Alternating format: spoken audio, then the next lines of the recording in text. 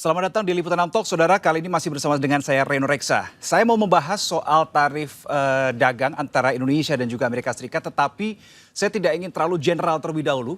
Saya ingin memulai sesuatu yang sekarang sedang ramai dibahas di publik, yaitu kabarnya konon katanya data publik ini menjadi salah satu dalam tanda kutip bahan barter begitu ya, bahan negosiasi agar tarif resiprokal Indonesia bisa turun dari 32% menjadi 19%. Saya ingin konfirmasi hal tersebut, apakah benar hal itu? Apakah benar data pribadi masyarakat Indonesia kemudian diberikan kepada pihak Amerika Serikat?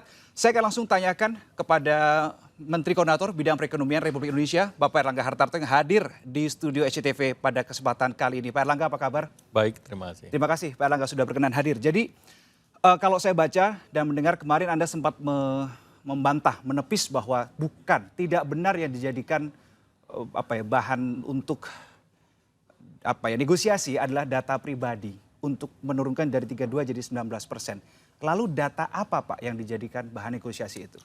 Ya, pertama terkait data itu bukan sesuatu yang dibarterkan. Jadi data itu termasuk isu dari non-tarif barrier. Dan isu non-tarif barrier ini menjadi isu tidak hanya dengan Amerika Serikat, tetapi dalam perjanjian EU-SEPA pun sama. Kemudian juga dalam pembahasan di G20 juga ada, pembahasan di OECD ada, pembahasan dalam World Trade Organization pun ada. Jadi ini yang juga selalu muncul pada saat Indonesia juga melaunching yang namanya kawasan ekonomi khusus Nongsa Digital Partnership. Karena ini terkait dengan transfer data dari data center, kemudian cloud ataupun kepada perusahaan-perusahaan jasa di bidang IT. Jadi tidak ada data Indonesia dikirim ke Amerika, itu sama sekali tidak ada. Dan yang namanya data elektronik itu kan pertama data pribadi saat katakanlah bikin email kan, tidak ada fungsi negara mengintervensi Anda untuk membuat email. Kenapa Anda bikinnya di Google, di Gmail, atau di Yahoo, bukan misalnya di local provider misalnya, itu kan Anda sendiri. Kesadaran sendiri? Bukan kesadaran sendiri, pilih sendiri. Pilih sendiri, ya, oke. Tidak ada intervensi negara. Kemudian pada saat Anda menggunakan services, payment system, terus Anda menggunakan katakanlah jasa untuk beli barang.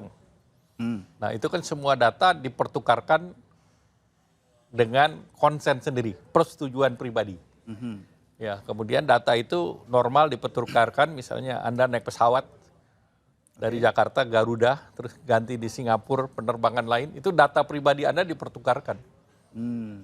Dan itu dengan konsen Anda kan, kalau Anda tidak menyetor data, nggak bisa terbang kan. Ya, jadi tidak ada yang mengatakan negara yang menyerahkan itu, tidak ada. Jadi itu semuanya adalah yang sekarang best practice. Apa yang dilindungi adalah kita minta agar semuanya sesuai dengan protokol. Protokol itu yang namanya perlindungan data pribadi. Nah, perlindungan data pribadi ini yang diharapkan ini juga dihormati oleh perusahaan-perusahaan Amerika Serikat, sehingga kita punya konten. Nah, perusahaan Amerika Serikat sendiri di Indonesia punya data center.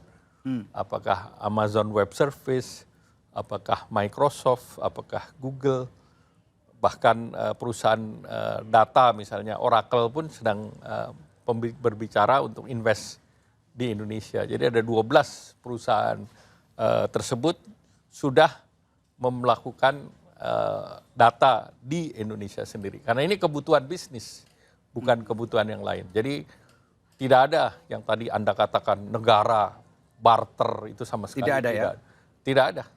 Oke, ya. Dan itu tidak hanya terjadi dengan Amerika Serikat saja, tapi dengan sejumlah tadi EU-SEPA dan seterusnya. Semua perjanjian itu, dan termasuk dalam pengembangan kawasan ekonomi khusus. Kenapa data itu dipandang sangat penting untuk masuk dalam bagian perjanjian itu, Pak Erlangga? Ya, karena data ini kan merupakan bagian ke depan nanti dari artificial intelligence dan yang lain. Tanpa itu kan tidak bisa ikut. Mungkin tanpa data yang dipertukarkan dengan program, nggak bisa nonton Netflix, nggak bisa nonton HBO, nggak bisa, ya itu provide program-program yang ada. Dan sekarang juga payment ke luar negeri kan pakai QRIS. QRIS pun mempertukarkan data KYC. Nah untuk kebutuhan perpajakan pun pemerintah nyedot data bagi orang Indonesia yang punya account di luar negeri. Nah itu kan harus bayar pajak. Nah itu udah ada protokolnya, automatic exchange of information. Jadi sebetulnya pertukaran data itu sesuatu yang sudah business practice lah. Oke, artinya data-data yang dimiliki oleh, dalam hal ini konteks ini adalah Amerika Serikat, hanya data-data mereka yang punya akses ke tadi beberapa provider yang platform yang tadi Pak Erlangga sebutkan. Kembali, ini bukan pemerintah Amerika Serikat mengelola data pemerintah Indonesia. Ini kan mesti clear. Jadi data ini adalah enterprise.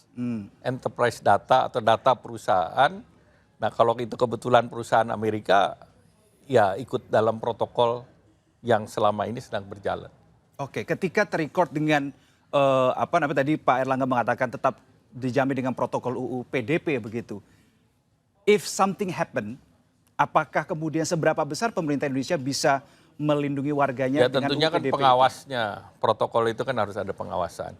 Kalau misalnya kita lihat apa yang terjadi misalnya di Amerika Serikat, ada orang yang jual data, nah itu masuk di dalam pengadilan.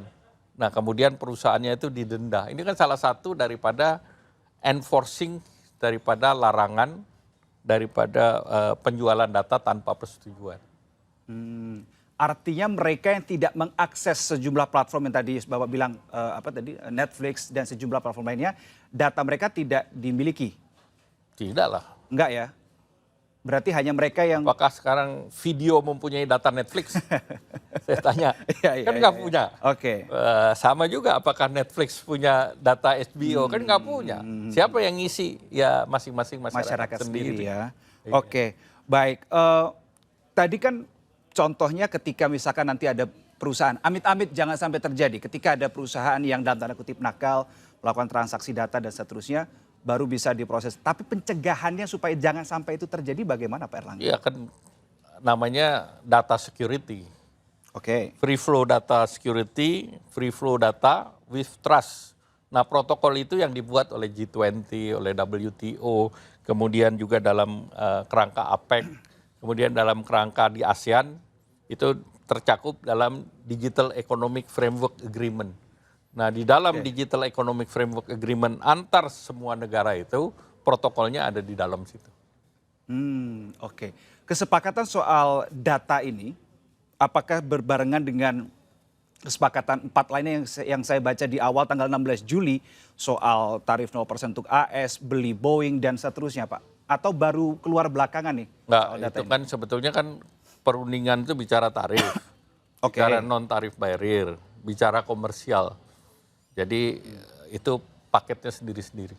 Oh terpisah, bukan yang bersamaan. Ya. Kenapa harus, ini kan muncul menjadi perbincangan di publik tanggal 22 Juli ketika pemerintah AS merilis di laman resminya begitu. Kenapa sebelumnya pemerintah Indonesia tidak melakukan itu Pak? Tidak memberitahukan bahwa ini loh ada hal tersebut begitu.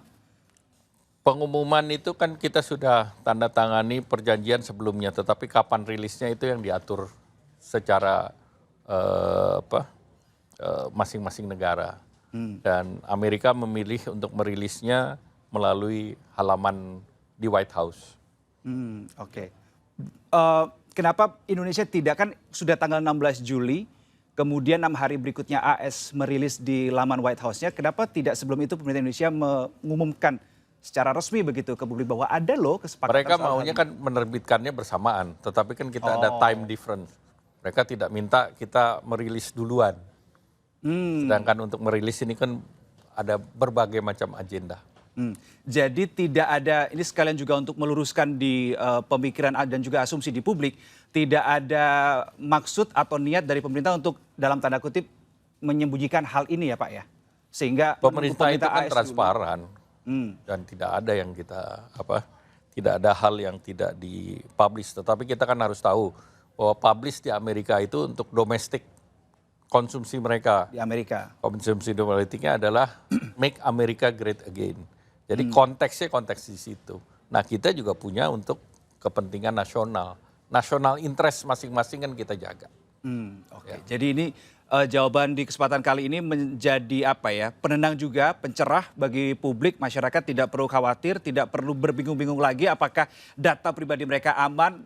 Sudah dikonfirmasi langsung oleh Pak Erlangga di kesempatan kali ini, aman semuanya dan juga ada protokol dalam hal ini. Kalau di Indonesia perspektifnya adalah Undang-Undang PDP. Itu terkait data bagi masyarakat yang belakangan juga menjadi perbincangan. Saya juga ingin tahu begini Pak, proses di balik negosiasi.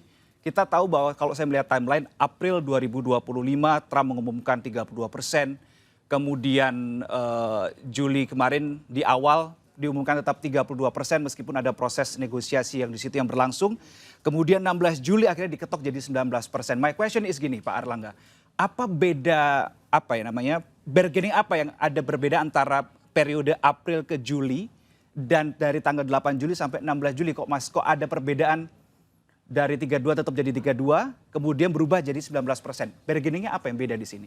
Ya pertama proses itu kan proses di Amerika dan proses Amerika itu hampir sama, tidak hanya dengan Indonesia, itu kepada lebih dari 100 negara, itu yang dikeluarkan surat tanggal 16 Juli ya relatif sama dengan apa yang dimasukkan. Jadi Indonesia tidak sendirian, karena Amerika kan dengan 100 negara lebih. Dan suratnya itu ya dalam tanda petik kita lihat sebagai template. Ya, dan pembahasan daripada negosiasi dan dokumentasi sedang berproses. Dan surat tanggal 16 Juli itu bacanya itu perpanjangan waktu sampai dengan 1 Agustus. 1 Agustus. Ya, jadi kita melihatnya itu perpanjangan waktu.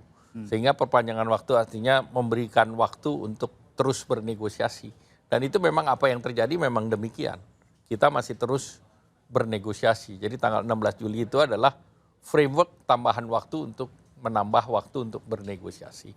Sehingga sesudah semuanya concluded, baru itu diumumkan pada saat kedua pemimpin berbicara. Bertelepon itu tadi ya. Ya. Sealot apa sih Pak Erlangga untuk proses negosiasi dari April sampai dengan 16 Juli 2025 untuk proses turun dari 32% ke 19% yang mungkin publik masih belum tahu.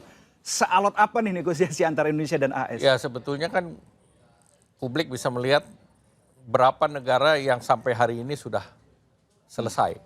Ya, 1 Inggris, 2 Jepang. Kemudian ketiga kemarin salah satu yang pasca surat terakhir itu Indonesia.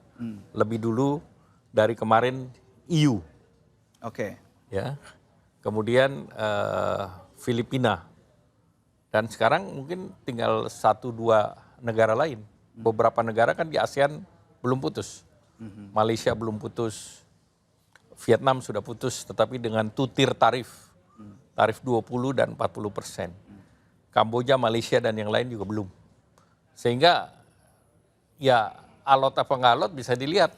Yang sudah selesai mungkin kurang dari 10 negara. Yang belum selesai lebih dari 100 negara. Nah itu kan bisa kelihatan betapa perundingan itu tidak mudah. Kemarin aja sesudah pertemuan antara 2 pemimpin EU butuh waktu lagi untuk package deal-nya selesai. Dan deal itu tentu selain non-tarif barir juga mereka melakukan investasi di Amerika yang besar. Eropa membeli energi lebih dari 700 juta dolar. Kemudian invest lebih dari 700 billion, invest lebih dari 600 billion. Jepang invest di Amerikanya 500 billion. Nah ini kan katakanlah trade-nya komersial. Komersialnya itulah yang jumlahnya besar bagi Amerika. Kalau Indonesia kunci suksesnya apa sehingga bisa turun tuh dari 32 ke 19%? Ya pertama Indonesia salah satu yang katakanlah secara runtun bernegosiasi. Kemudian Indonesia membuat paket yang komplit dan relatif paket itu digunakan oleh semua negara. Jadi ada unsur tarifnya, ada non tarif barirnya, kemudian ada unsur komersialnya, ada pembelian energinya. Karena template-nya relatif seperti itu. Kita bisa perbandingkan. Jepang yang sudah invest katakanlah 500 billion dapat 15%. Padahal dia punya free trade agreement.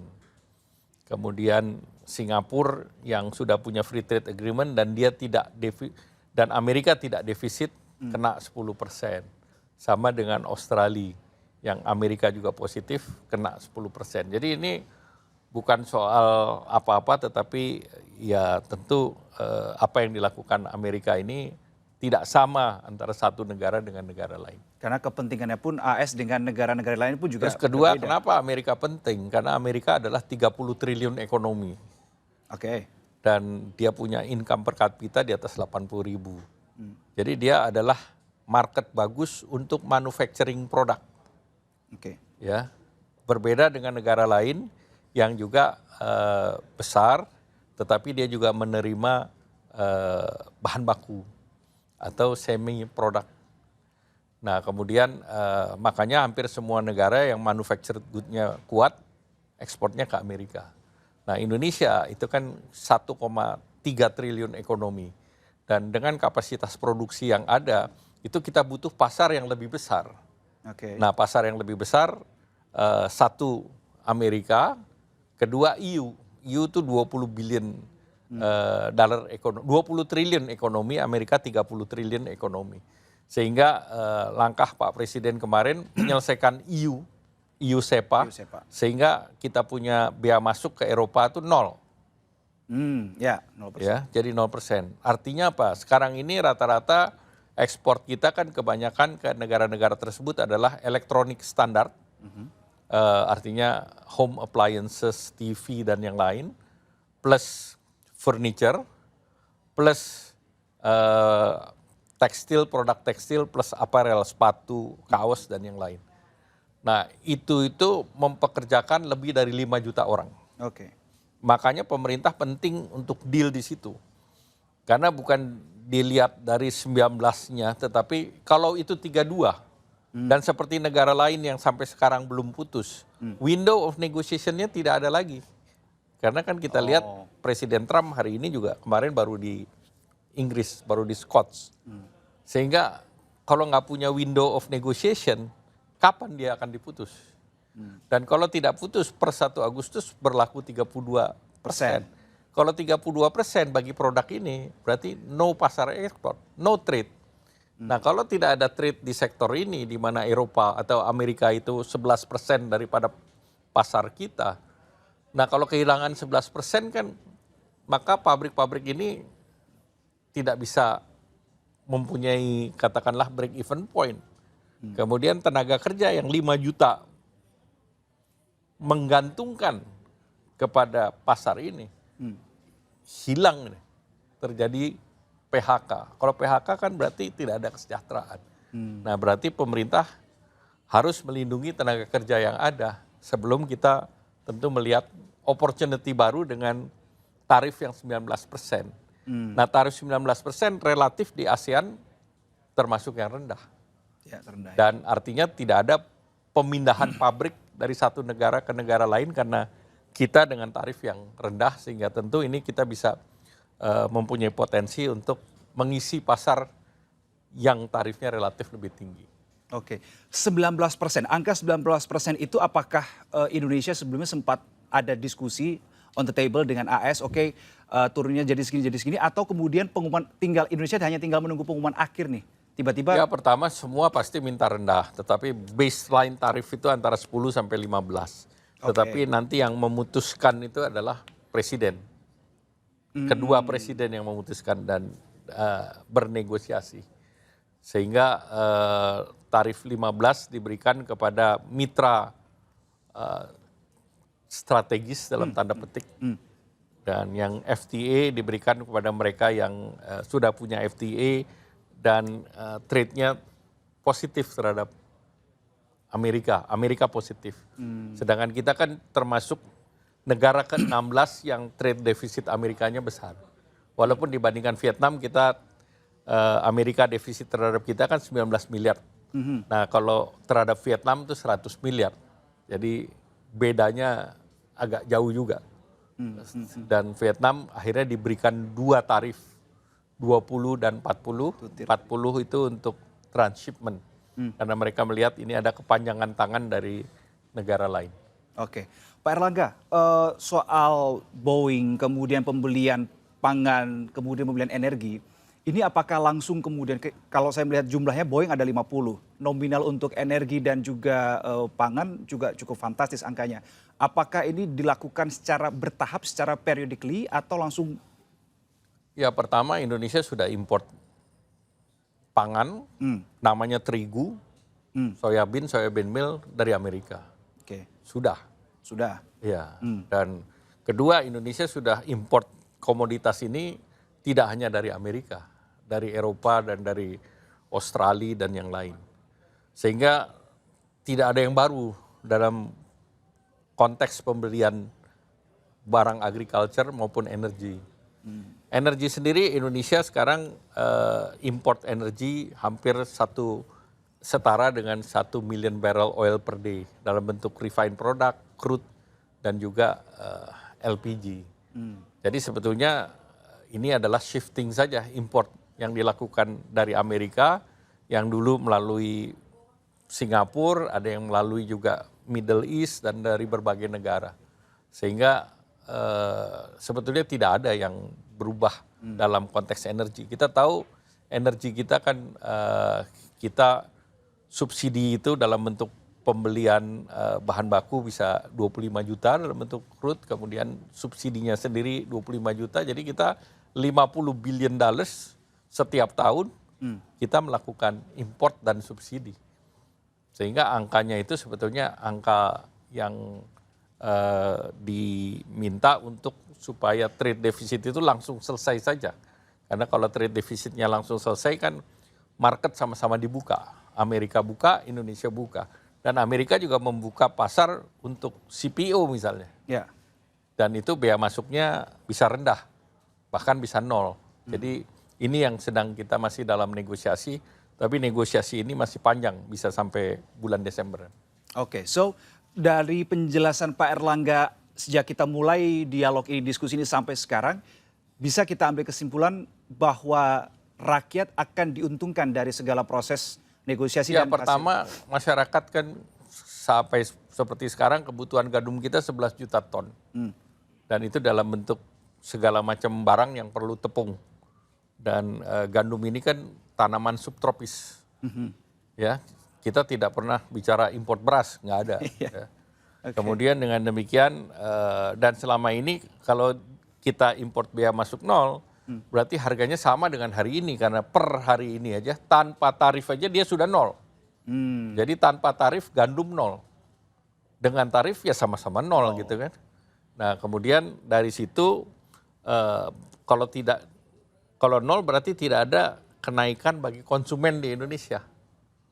Dan kalau tidak ada kenaikan konsumen, maka kita punya inflasi volatile foodnya tidak naik.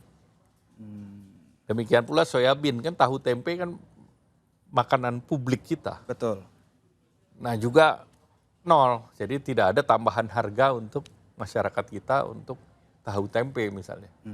Nah ini yang membuat kita ini mengakses bahan baku dengan murah.